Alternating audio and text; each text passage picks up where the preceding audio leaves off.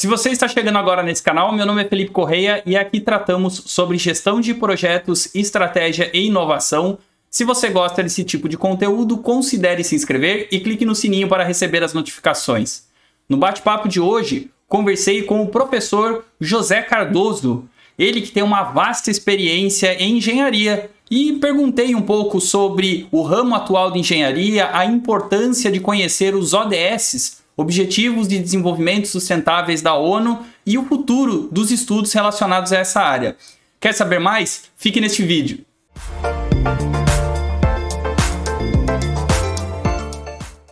Bom, pessoal, hoje eu estou aqui com o José Cardoso, tomar um café com inovação aqui com nós. José Cardoso, obrigado aí por vir, né, por bater esse papo aqui com a gente, por a gente ter essa disponibilidade de trocar uma ideia super importante nos assuntos aqui hoje. E, antes de tudo, se apresenta para as pessoas, né, eventualmente quem não te conhece, quem é você, de onde você veio, e obrigado mais uma vez. Bom, em primeiro lugar, eu quero agradecer o convite, viu, Felipe? É um prazer revê-lo, faz tempo que a gente não tem contato pessoal por conta da pandemia aí, e parabenizá-lo pelo trabalho realizado aí. Um deles é justamente esse canal Café com Inovação, que tem aí apresentado coisas muito interessantes e muito úteis para os alunos, sobretudo das engenharias. Bom, para quem não me conhece, meu nome é José Roberto Cardoso, né? Eu sou professor aqui da Escola Politécnica e me dediquei à carreira acadêmica logo após a minha formatura, que foi em 1974, vejo que já faz um bom tempo, né? E desde lá eu fiz toda a minha carreira na Universidade de São Paulo e também tive alguma formação no exterior. Isso foi muito importante para a minha carreira, o que eu aconselho todo mundo que tenha a oportunidade de fazer isso, busque fazer alguma coisa no exterior, porque, de fato, muda a cabeça da gente, viu, pessoal? Eu acho fundamental isso que vocês coloquem como projeto de vida, uma experiência no exterior. E eu continuo na Escola Politécnica, né? Já estou lá há 45 anos, e sou professor de eletromagnetismo, máquinas elétricas, e também na pós-graduação nós temos uma linha de pesquisa em aplicação de métodos numéricos para problemas de eletromagnetismo, e tem também um grupo de pesquisa que trabalha com a educação e engenharia, na qual nós fazemos pesquisas sobre como fazer o ensino de engenharia mais moderno, atraente e que, de fato, faça o aluno sair de lá feliz, porque, por incrível que pareça, o estudante de engenharia é o único que vai para a escola com certeza de que vai sofrer, né? Os demais estudantes do ensino superior vão para a escola felizes, porque sabem que vai ser um ambiente agradável, de discussão, onde o contraditório aparece a todo instante, e não são punidos por errar. Esse é que é o problema. A engenharia é justamente o contrário. Então, por essa razão, nossa profissão está exigindo aí tomadas de posições importantes para melhorar o acolhimento dos estudantes de engenharia, para evitar essa grande evasão que temos no momento. Enfim, essa a minha história, né? Só para pegar a parte acadêmica, né? E eu coloco à disposição esse perigo para a gente iniciar o nosso papo. Muito legal, Cardoso. Você que tem uma história na engenharia aí, bem longa, e certamente já viu aí vários ciclos, né? Tanto de estudo, de mercado, de empresas, coisas que mudam, coisas que se mantiveram durante um bom tempo. E queria começar aqui o nosso bate-papo perguntando para você, até pegando o gancho aí no que você já tinha comentado, o que você vê como um futuro para a engenharia, né? Porque muita coisa mudando relacionado à tecnologia, até posicionamento de alunos e aulas, né? Como você mesmo comentou. O que você vê daqui para frente, assim, na sua opinião? Eu vejo a engenharia como a profissão integradora das demais profissões. No passado, os engenheiros se preocupavam apenas com a tecnologia. Quais são as técnicas mais eficientes para se fazer um projeto? Quais são os materiais mais adequados? Quais são as técnicas de gestão de produção mais eficientes?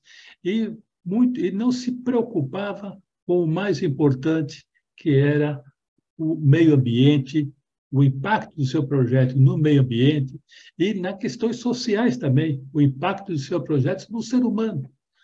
Os engenheiros se preocupavam com o produto que ele estava projetando apenas durante o período do seu projeto. Ou seja, ele enxergava aquele produto numa janela de tempo muito curta, que é o tempo que ele deu início ao projeto e no momento em que o produto foi realizado. Após essa janela de tempo, ele não se preocupava com nada. Ele não tinha mínimo interesse em saber de onde vieram, por exemplo, os materiais que ele utilizou naquele projeto. E, além do mais, não se preocupava também o que iria acontecer com esse projeto após ele ser deixado de ser utilizado. Quer dizer, então, essas coisas mudaram muito na engenharia. O engenheiro agora entende que qualquer coisa que nós fabricamos teve como início uma mina, um poço de petróleo ou uma floresta. Não tem jeito. Qualquer material ou veio de uma mina, de um poço de petróleo ou de uma floresta. E, evidentemente, qualquer projeto que fazemos, nós vamos impactar o meio ambiente, porque ou vamos extrair o minério, ou vamos consumir petróleo, ou vamos usar uma floresta. Agora, e depois, o que fazer quando esse produto ficar obsoleto? Ele vai renascer? Ou ele vai ser inserido no meio ambiente de uma forma agressiva? Ou agora o que nós estamos nos preocupando, os engenheiros estão muito envolvidos nisso, que é justamente a engenharia circular, que vai tentar pegar esse produto que se tornou obsoleto e recolocá-lo na cadeia através de técnicas de projeto adequado. Então, a responsabilidade do engenheiro aumentou muito, porque agora é dado a ele a responsabilidade de cuidar do meio ambiente, coisa que não era uma função dele, né? Então, essa, na minha opinião, é uma o futuro da engenharia vai ficar muito centrado nisso, né? Uma coisa também que eu sinto, a gente está observando no momento, é a questão da engenharia tomar a iniciativa de vários projetos. Vamos ver um exemplo, por exemplo, é o caso dos economistas. Os economistas analisam um problema após ocorrido o problema. Houve um problema na economia, então os economistas fazem uma análise, analisam o que levou aquilo e tal, mas já passou o problema já aconteceu. Quer dizer, agora nós vemos que a economia está tomando algum protagonismo no sentido de criar situações para que a economia seja melhor no futuro, não fique só analisando o passado. E a engenharia também, a meu ver, vai partir para algo desse tipo. Uma integração muito grande com a arquitetura, né? Por exemplo, porque nós vamos ter que fazer uma obra, essa obra vem de um arquiteto para os engenheiros executarem, né? Quer dizer, vai haver uma integração, está aumentando muito a integração entre a engenharia e a arquitetura, no sentido de juntos conceberem aquele projeto que, de fato, vai ser mais eficiente, mais barato e, sem dúvida, mais ambientalmente sustentável. Quer dizer, então, a engenharia está nesse pé, né, de se misturar muito, de ouvir muito as demais profissões, que são dados de entrada do seu projeto, coisa que no passado isso não era considerado. Então, eu creio que os nossos alunos eles devem ser formados já com essa ideia de que não basta conhecermos profundamente, né, os conceitos fundamentais tecnológicos, mas nós também precisamos ter uma visão da sociedade, do humanismo e de como gerir tudo isso, né? Essa a minha visão. A engenharia passa a ser algo que nós chamamos transdisciplinar, né? Nós temos aí, fala-se muito na multidisciplinaridade. A multidisciplinaridade é muito simples. Eu sou engenheiro eletricista. Multidisciplinar é um engenheiro eletricista que conhece e tem uma visão geral da engenharia elétrica. Consigo navegar em qualquer área da engenharia elétrica com relativa facilidade. Isso é multidisciplinar. Agora, depois nós passamos para a fase interdisciplinar. Eu acho que essa é a fase que nós estamos, no qual o engenheiro não tem mais uma área dedicada. A ele vai ser passado um problema e ele vai ter que resolver. Seja esse problema da sua área de formação ou não. Se não for da sua área de formação, ele que vai estudar e tentar resolver. É isso que está ocorrendo atualmente. Então, essa é a interdisciplinaridade, na qual eu tenho que ter formações suficientes para a minha profissão e também ter uma formação adequada que me permite navegar em outras profissões, como engenheiro mecânico, civil, enfim, coisas desse tipo, né? Sim. No entanto, o futuro agora vai ser transdisciplinar, porque além da interdisciplinaridade, nós vamos ter que nos preocupar com o ser humano. O ser humano. Não basta agora ser apenas a tecnologia. Nós temos que, a todo instante, a todo momento, em nossos projetos, qualquer ação que tomamos de modificação ou inserção de alguma novidade do projeto, né, imaginar o impacto disso no ser humano. Porque o ser humano passou agora, adquiriu, de fato, uma importância muito grande e a gente está vendo que, de fato, isso precisa ser reforçado para evitar os erros que fizemos no passado. Eu acho que as coisas vão caminhar assim, na minha opinião, Felipe.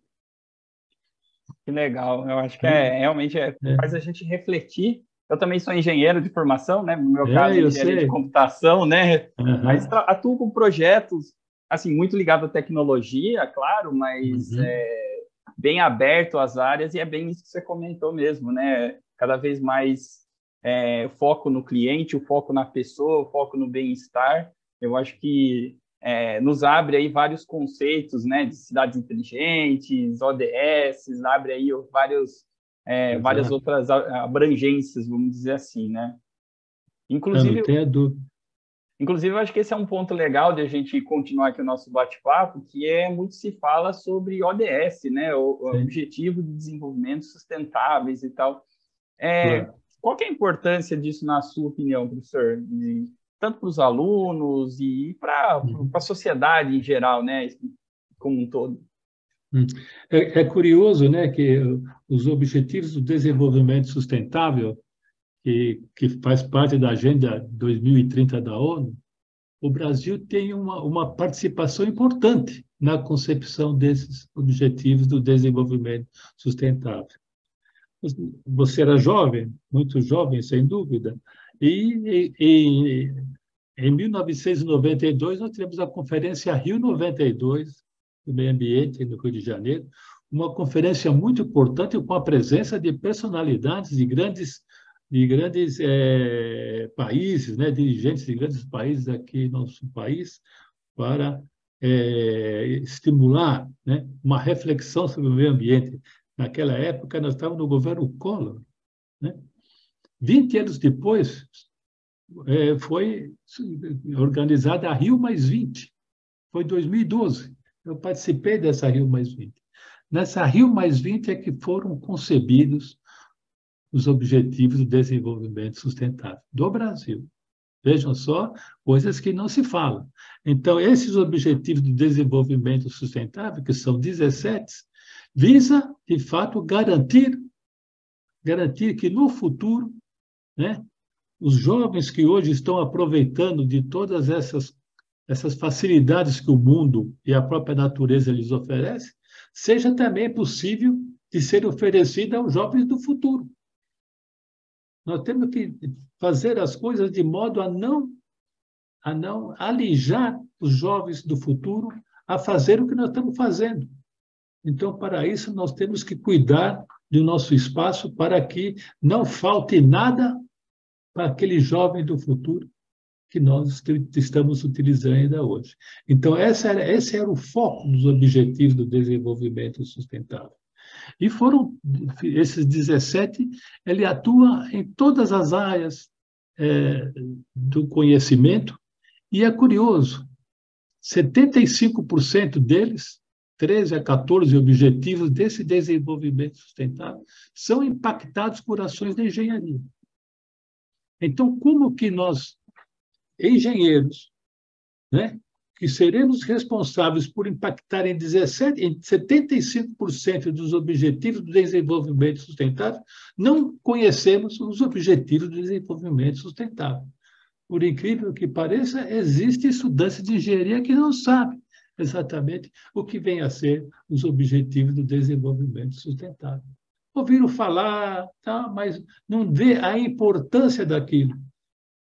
Quer dizer, toda essa mudança que nós estamos observando nas engenharias em nossos dias é justamente devido à existência desses objetivos, desses ODS, né? Para falar assim, abreviadamente esse termo, né? E nós precisamos a cada dia, né, mensurar para saber se aquilo que nós estamos fazendo estão indo ao encontro das metas desses 17 objetivos.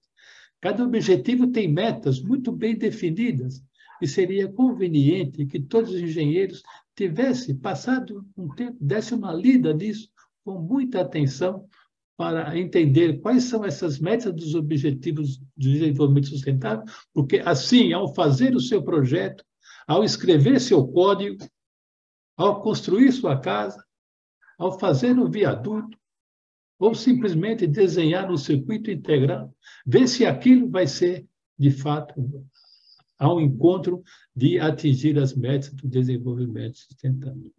Então, nós temos desafios muito grandes. Mas eu vou citar apenas um, né, que, de fato, faz a gente refletir. Acho que todos têm aí o seu smartphone. Nós temos um smartphone, né, nos quais usam baterias de lítio. O lítio, atualmente, o minério dele é extraído em condições similares à escravidão em muitos países. Quer dizer, nós engenheiros que projetamos esse celular, né, que de fato fazemos a população classe média feliz, nós estamos também atuando como agentes da escravidão lá na ponta da cadeia. Quer dizer, um celular desse passaram por 250 mil pessoas para chegar às suas mãos. Olha só, 250 mil pessoas são envolvidas na produção do celular. Uma boa parte desse contingente trabalha em regime similar à escravidão. Então, é coisa que nós não pensamos ao fazer um projeto. Eu estou falando o caso do lítio, mas isso ocorre com uma série de outros materiais que nós utilizamos no projeto de componentes eletrônicos. Tântalo, por exemplo. Nós temos capacitores de tântalo. O tântalo, o minério dele, é grande produtor, é o Congo, extraído por crianças. Quer dizer, então, essas preocupações, esses fatos tem que levar, nós precisamos levar em conta em nossos projetos, né, de uma tal forma a estimular que esse tipo de ação acabe. Não vamos deixar de usar o lítio, mas nós temos que fazer que nossos empregadores, nossos empresários, investam nas regiões onde esse lítio é extraído, através de ações que dê condições melhores de trabalho às pessoas que estão lá. Né? Pensar no ser humano. Então, por exemplo, por que não fazer uma fábrica de baterias lá na Bolívia? Ali onde tem aquela imensidão de lítio, para tirar aquela gente de uma situação complicada, trabalha em minas a céu aberto, sem nenhuma produção individual. Então, isso justamente são reflexos dos objetivos do desenvolvimento sustentável. Em 2018, Felipe, eu participei de uma conferência na cidade de Albuquerque, no Novo México, onde foi criado o movimento de engenharia para a paz, que é justamente, né,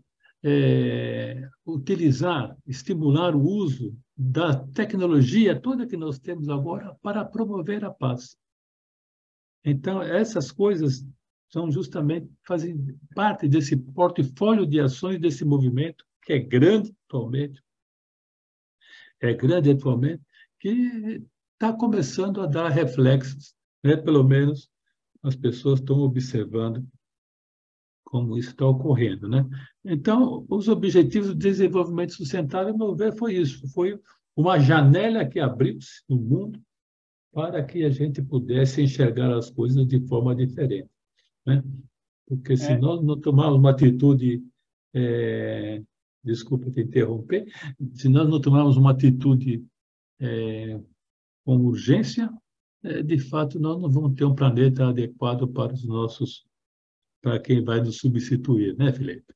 exato. É legal as reflexões que você trouxe aqui, porque às vezes, né, passa desapercebido um pouco aí sobre, por exemplo, ODS.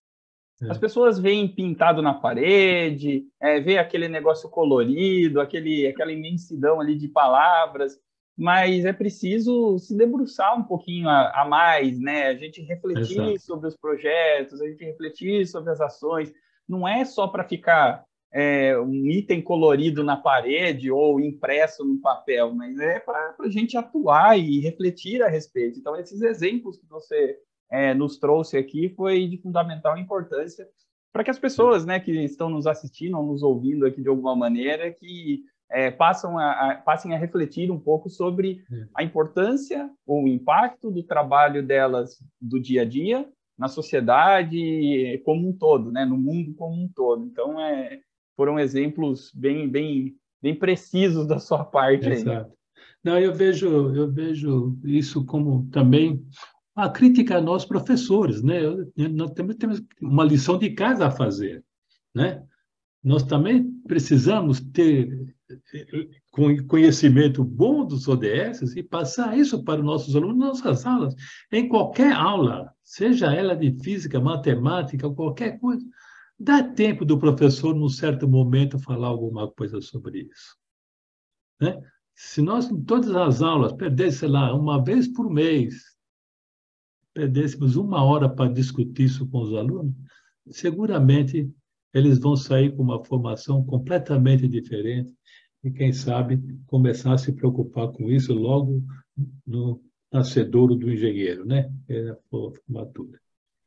Sim. Então, a importância para o egresso desse assunto é fundamental, né? Quem está aqui Fundamental. nos assistindo, mesmo que não seja um estudante, mas por mais que já sejam formados, afinal de contas, né, Cardoso, não somos eternos estudantes, né? A gente não vai Somos parar de eternos estudar estudantes, nunca. né? Então, Quem é não... super É, importante esse tema, né? Só para reforçar aqui.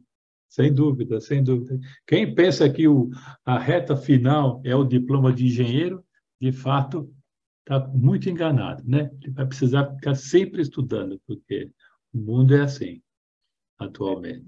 Eu até brinco com alguns alunos, só fazendo um parênteses aqui, né?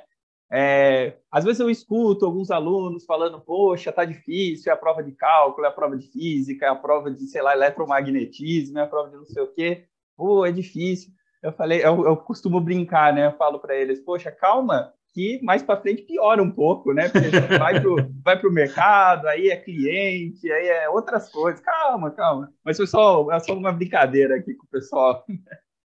Mas isso aí depende muito das escolas, né? Você está numa escola que tem uma preocupação com isso, né? Na Facens, eu conheço já a Facens há décadas, né? E tem-se uma preocupação com essas questões. Poderia ser melhor? Tudo pode ser melhor, mas é importante que se tenha essa preocupação, né? Eu vejo ações importantes em outras escolas, né? Por exemplo, a Escola de Engenharia Mauá tem um trabalho muito, muito interessante disso, né? Todos os projetos têm que deixar muito explícito o impacto disso na sociedade, para que o aluno entenda que, de fato, ele está fazendo um projeto que pode vir a ser útil quando vai chegar. E tem mais, né? Nós precisamos estimular nossos alunos a seguirem a carreira, a terem preocupações que atualmente não são na moda, né? Você pega, por exemplo, um estudante de engenharia, pergunta para um estudante de engenharia se ele quer estudar sanitarismo. quer. Ele não tem interesse nisso. Ele tem interesse em estudar as coisas tecnológicas. Quer dizer, no entanto, o sanitarismo para o nosso país, em particular, é fundamental. Mas nós precisamos inserir, então, essa questão do sanitarismo num outro ambiente, de modo que ele vai trabalhar e o sanitarismo é um pedaço daquilo que ele vai resolver. É um quebra-cabeça muito grande, nós temos que fazer, que refletir, né, para que a engenharia volte a se tornar uma profissão agradável, atraente, que tenha dignidade. Nós estamos com um problema grave nas engenharias. É conveniente, talvez você saber. Nós titulamos algo em torno de 130 mil engenheiros por ano. Então, precisamos arrumar emprego para 130 mil engenheiros todo ano. Quer dizer, agora, para criar um emprego de engenheiro, é necessário um investimento de US$ 1 milhão. Para criar um cargo de engenheiro, é necessário injetar na economia US$ 1 milhão novo. Né? Então, para isso, dizer, US$ 1 milhão novo para cada vaga, dizer, para 130 mil, seria 130 bilhões de dólares. O Brasil teria que injetar na economia para arrumar emprego para todo mundo. 130 bilhões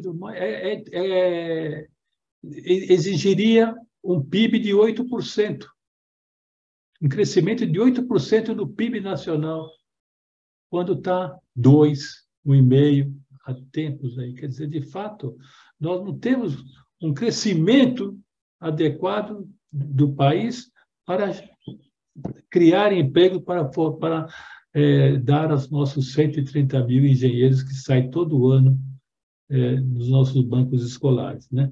Então, essas coisas que nós precisamos nos preocupar para, de fato, acelerar a economia, né?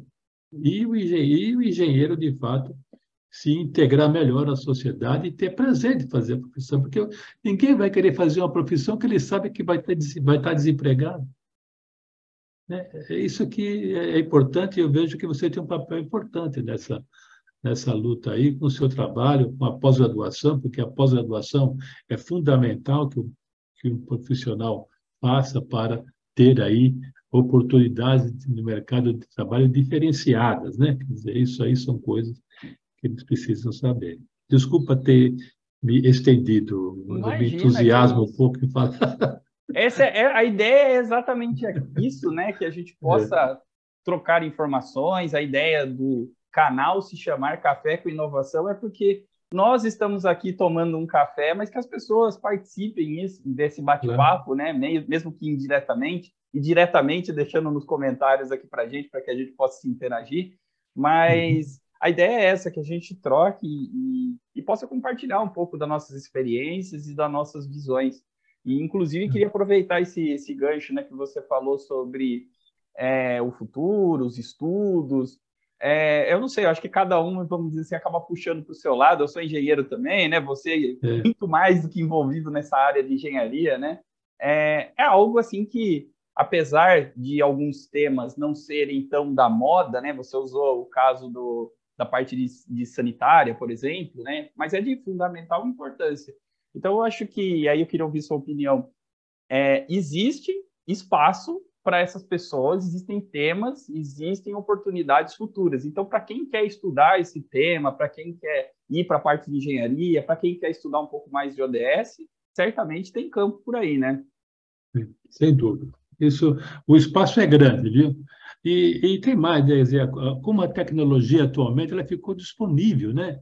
Antigamente a tecnologia era difícil, agora você tem uma tecnologia disponível que permite ser criativo, né? Você não fica mais amarrado por falta de tecnologia, né? E de modo que um estudante criativo ou um grupo de estudantes criativos que querem fazer alguma coisa tem espaço para abrir sua empresa, para fazer uma startup, e a gente vê que isso aí, de fato, uma boa parte delas tem tido sucesso grande e tal, e eu acho que um trabalho muito bem pensado, que leva em conta aí os Objetivos de Desenvolvimento Sustentável, que leva em conta, de fato, a criatividade e a inovação, é algo que é fundamental. Então, são coisas que eles precisam aprender na escola, a como desenvolver sua criatividade, porque todo engenheiro é criativo. Ele está lá encruado, essa criatividade lá, por conta da própria escola, né? Como eu comentei, a escola pune quem erra. O cara erra, ele é punido, então ele fica acanhado, ele tem medo de errar novamente. Então, isso impede a criatividade, né? Não é, por exemplo, como um aluno da faculdade de Direito. Ele vai lá, fala o que tem que falar, né? Nos discursos, nas coisas que eles aprendem lá. E tem o contraditório. Isso aí, essa discussão aí que faz ele avançar, coisa que na engenharia não tem. Na engenharia, se errou, você é punido e repete de ano. Então, se você não bobear, você não sai da escola. Quer dizer, então, esse tipo de pensamento, né, que nós precisamos, de fato, refletir na escola de engenharia, no sentido de que o erro não pode ser punido da forma que é. Porque, às vezes, ele buscou um novo caminho, mas, devido ao tempo que ele ficou exposto àquilo, ele não conseguia encontrar esse caminho. Quer dizer, passa de ano aquele que segue o caminho já traçado. Faz assim, desse jeito que dá certo. Quer dizer, não é assim. Você pega as experiências de laboratório nas escolas de engenharias, com raríssimas exceções, os alunos vão lá e recebem um roteiro. Tem um roteiro para fazer. No item A, você põe um perímetro aqui. No item B, põe o voltímetro lá. No item C, ligue a fonte. No item D, mede o V e o I. E faz um gráfico. E assim, que criatividade é essa? Quer dizer, só o prazer de mexer nos instrumentos, ele tem que ter o prazer de criar coisa nova no laboratório. Então, essas que são ações que as engenharias estão fazendo atualmente, né? A parte prática, agora, ela é, de fato, mais criativa do que, de fato, é uma parte assim, que faz um adestramento. Assim, e faz tudo na sequência. Isso é adestrar, não é ensinar. Né? Está ouvindo, Felipe? Acho que você congelou aí. Professor, só indo para os finalmente aqui do nosso bate-papo, é fundamental isso que você falou, super concordo, que senão a gente fica preso àqueles modelos de estudo antigo, né? Você contando isso sobre pega o voltímetro, médio, a corrente. Eu me lembro da minha faculdade, né? Que, assim, já faz um tempo, e a gente não passa o desafio, né? De resolver um problema de, sei lá, sustentabilidade. Daí é claro que você vai usar o seu conhecimento para resolver o problema. Mas a gente é muito acostumado, né, gente, engenheiro, engenharia, né, com roteiros, né? Eu acho que foi perfeita a sua colocação. Eu acho que o que você comentou foi isso mesmo. Nós somos treinados a trabalhar em silos, né? A trabalhar um grupo fechado. Nós não somos treinados para trabalhar em ambiente aberto, em que não existe uma solução fechada. É uma solução aberta que nós temos que discutir e tem uma série de parâmetros novos que têm que ser introduzidos no raciocínio. Não é mais só resolver uma equação diferencial. Quer dizer, tem outras coisas também no nosso cenário aí de vida, né? Sim, com certeza. Professor, queria que você, se você pudesse, passar aqui um pouco da sua opinião, um pouco de orientação para as pessoas que ou estão pensando em estudar engenharia, ou para as pessoas que já estão estudando, ou que estão na área de tecnologia, de todo quanto é tipo, mas que querem entender um pouco mais sobre ODS, sobre esses impactos sociais. O que você recomendaria para essas pessoas? Fazer um curso, um influencer, um artigo, um livro? Se você pudesse aí passar uma sugestão para que as pessoas se interagissem um pouco mais, entendessem um pouco mais sobre esses temas que a gente comentou aqui, você teria alguma dica ou sugestão para essas pessoas? Não, como nós conversamos, né, até agora, quer dizer, a engenharia, isso não é opinião minha, não. É considerada a profissão do século. É aquela que vai ser a integradora de todos os processos aí que vai causar impacto na questão das mudanças climáticas e nos objetivos do desenvolvimento sustentável, sem dúvida. Então, para isso, o engenheiro atualmente tem que ler bastante. Ele precisa estar permanentemente informado. Tem que ter uma rede social rica, se cuidar dessa rede social, né? Porque uma rede social, você sabe como é que é. Você precisa saber buscar os seus parceiros que, de fato, te agreguem conhecimento. Ficar vendo tranqueira perde tempo. Quer dizer, pode até fazer isso do jeito como para se divertir, mas numa questão de querer evoluir numa profissão, você tem que levar a sério a qualidade dos seus interlocutores. Existem muitas revistas interessantes que eu sugiro para quem quer ter informação sobre as tendências, né? Por exemplo, a revista Pesquisa da FAPESP. É uma revista barata. Se você ficar sócio dela, receber um exemplar por mês, paga R$ 70 por ano. Quer dizer, ela é muito barata e, de fato, ela faz um resumo das pesquisas que estão sendo desenvolvidas nas universidades brasileiras com precisão. É interessante, várias ideias e projetos você consegue obter nessa revista. E exemplos, né? Exemplos, relato, exemplo de iniciativa de estudantes. Eu acho essa revista muito interessante, né? Agora, em termos internacionais, a revista Spectrum, do I3E, essa revista é fabulosa, essa revista. Nossa, eu assino essa revista desde o tempo que eu era estudante. Eu recebo essa revista e, curioso, a primeira Spectrum que eu recebi quando eu me associei, na capa aparecia assim, forno de micro-ondas, o que esse forno vai cozinhar? Olha só, isso foi na década de 70. Quer dizer, e de fato nós sabemos agora o que é o forno de micro-ondas, não tem casa que não tenha, né?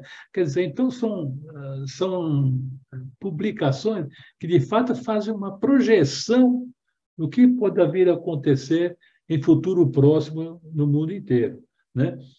E não tem dúvida que cursos, né, Felipe? Fazer um curso, né? Quer dizer, um aluno que se forma na graduação, ele tem que refletir, pensar, puxa, o que eu quero fazer, qual vai ser o meu caminho, e aí escolher um curso de pós-graduação para fazer, né? Seja lato sensu, seja estrito sensu, seja lá o que for, não pode parar de estudar, porque é no ambiente acadêmico que você consegue ter, de fato, as ideias, né? As coisas passam, as oportunidades passam na frente dos seus olhos, né? Mas são muitas essas oportunidades. Você precisa saber pegar aquela que, de fato, vai ser adequada para você. Eu tenho vários ex-alunos da Facens, por exemplo, que são brilhantes, são empresários de sucesso, porque enxergou uma oportunidade numa época que as coisas estavam aparecendo. E muitas dessas oportunidades apareceram, ele percebeu, tomando um cafezinho na cantina com os caras. Essa que é a diferença. Quer dizer, precisa ficar sempre atento, né? E eu me recordo que quando 3 alunos queriam comprar uma impressora na Poli, fizeram uma confusão para comprar uma impressora, que eles não tinham dinheiro, tinha que procurar qual era a barra, começaram a procurar na internet, fazia uma, entrava outra, até que um teve a ideia, vamos fazer alguma coisa para buscar isso aí para a gente.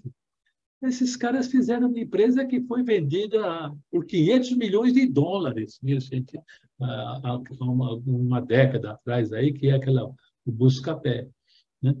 Quer dizer, são coisas assim que aparecem no dia a dia, numa escola, numa academia, que, de fato, a meu ver, é a razão de ser da academia, né? Por isso que, felizmente, agora estamos voltando a presencial, né?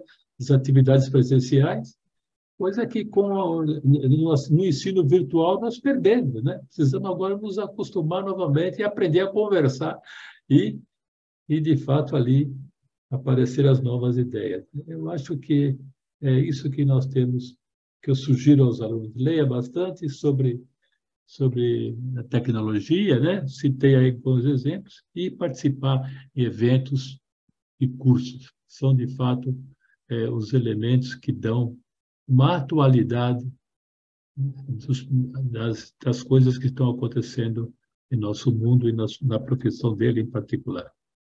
Muito legal, muito legal. Professor, muito obrigado aqui por esse bate-papo, por esse cafezinho aqui, mesmo que virtual, né?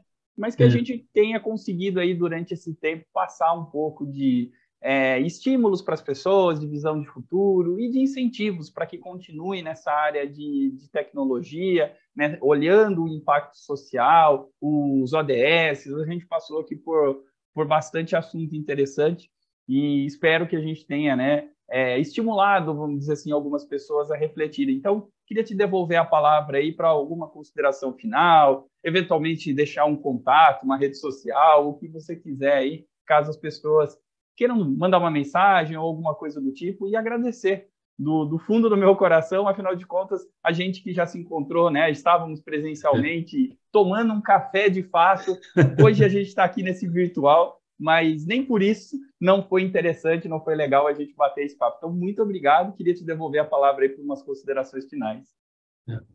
Bom, Felipe, eu que agradeço o convite, viu? Foi um prazer, sem dúvida, muito agradável, né? Encontrar com você, conversar, conversar com um jovem que está atualizado, está preocupado com essas coisas e pensa no futuro da nossa engenharia, né? Eu tenho certeza que a engenharia está ocupando um espaço cada dia mais importante na sociedade. Eu estou sentindo agora, nós estamos com um novo governo, as esperanças sempre são maiores, de crescimento econômico, de novas tecnologias, enfim, e tudo isso não se faz sem engenharia. Então, a engenharia, de fato, é a profissão que vai, de fato, dar um impulso, né, na economia. E os engenheiros vão ser os protagonistas desse processo. Eu espero que eles curtam bastante isso, né? E você citou a questão de redes sociais, então eu tenho minha página no Twitter, né? É Prof. Cardoso, tenho muitos amigos lá, e no LinkedIn também, fique à vontade para me escrever, né? E você poderá publicar meu e-mail para eles aí nas informações, né? Eu desejo a todos aí sucesso, né? E acreditem que a engenharia, de fato, vai se recuperar e adquirir a dignidade que ela tinha no passado. Então, um grande abraço, viu, Felipe, para você e seus espectadores aí, né? Muito obrigado, professor. Eu vou deixar aqui no primeiro comentário todas as redes e o que você comentou, né, para que as pessoas possam pesquisar, né, e se interessarem durante o vídeo, que fique mais fácil para eles. Vou deixar aqui o link. Então, muito obrigado aí por esse café e até a próxima. Até a próxima, Felipe. Um grande abraço aí.